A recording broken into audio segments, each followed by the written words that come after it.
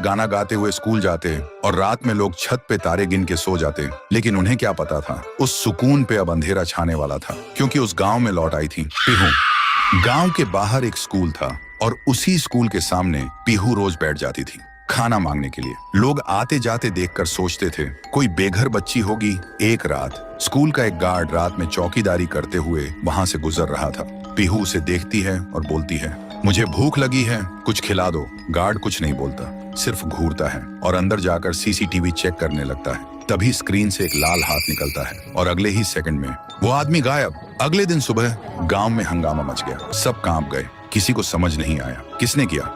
उसी दिन 9वीं क्लास का एक लड़का खाना खाते हुए पीहू के पास जाता है और बोलता है, खाना चाहिए भिखारी, जा अपने बाप से मांग, और हंस के चला जाता है। पीहू कुछ नहीं बोलती, बस चुप रहती है।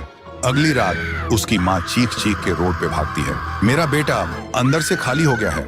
डॉक्टर बोलते हैं, इसके अंदर ना दिमाग है, ना किडनी, ना लिवर, सिर्फ अंधेरा है। अगले दिन गांव के लोग इकट्ठा हो जाते हैं, सब बोलते, जब से पेड़ पे लाश लटकी थी तब से कुछ ना कुछ गलत हो रहा है। किसी ने सजेस्ट किया शांति के लिए पूजा करनी होगी।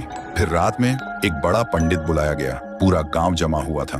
पूजा शुरू होता है, लेकिन जैसे ही पंडित ने पहला मंत्र बोला, जोर का धमाका हुआ। पंडित का शरीर फट के टुकड़ों में बिखर गया, चारों तरफ खून और मांस के लोथड़े उड़ गए। लोगों की चीख पुकार मच गई और उसी खून से एक दीवार पे लिखा हुआ था, मुझे पूजा नहीं खाना चाहिए था।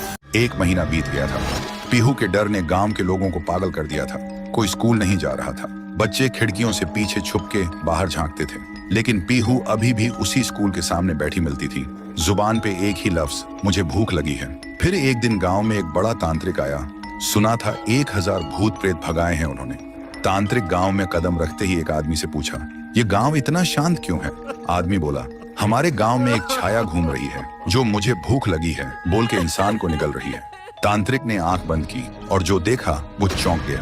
फिर उन्होंने गांव वालों को बुलाया और बोला, वो बच्ची की आत्मा किसी वस्तु में बंद है, हमें उसका असली घर ढूंढना होगा, वहीं कुछ मिल सकता है। फिर एक रात गांव के 2 जवान साहसी लड़के पीहू का पीछा करते हैं और देखते हैं पीहू एक पुरानी झोपड़ी के अंदर जाती है। दोनों चुपके से झांकते हैं। पीहू एक पुरानी गुड़िया के सामने और उससे बात कर रही होती है जैसे वो जिंदा हो। दोनों देखकर चौंक जाते हैं। फिर अगली सुबह वही 2 लड़के झोपड़ी में जाकर वो डॉल उठाते हैं और ले जाते हैं तांत्रिक के पास। तांत्रिक डॉल को देखकर चिल्लाता है, यही है, इसी में बंद है वो बच्ची की आत्मा, इसे आग में जलाना होगा तभी सब खत्म होगा। फिर रात में तांत्रिक गुड़िया को आग में डाल के हवन करता है, जोर जोर से मंत्र जप करता है। तभी एक भयानक चीख गूंजती है, मैं भूखी हूँ, और अचानक वो डॉल हवा में उड़ जाती है और सबके